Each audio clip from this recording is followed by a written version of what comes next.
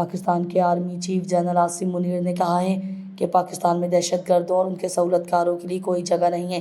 جمعہ کو پاکستانی فوج کے شعبہ تعلقات عامہ ISPR کی جانب سے جاری کردہ بیان کے مطابق آرمی چیف نے 268ویں کور کمانڈر کانفرنس سے خطاب میں پاکستان بھر میں نیشنل ایکشن پلان کے تحت قائم شدہ ضلعی رابطہ کمیٹیوں کے آغاز کو سراہا۔ انہوں نے بغیر کسی رکاوٹ کے نیشنل ایکشن پلان کے تیز نفاذ کی ضرورت پر زور دیتے ہوئے کہا کہ نیشنل ایکشن پلان کے نفاذ میں حکومتی ہدایات کے مطابق تمام ادارے پائیدار ہم آہنگی، مربوط کوششوں اور تعاون کو یقینی بنائیں۔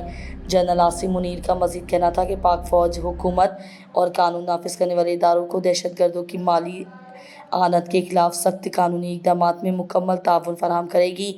غیر قانونی سرگرمیاں دہشت گردی کی مالی معاونت سے اندرونی طور پر جڑی ہوئی ہیں۔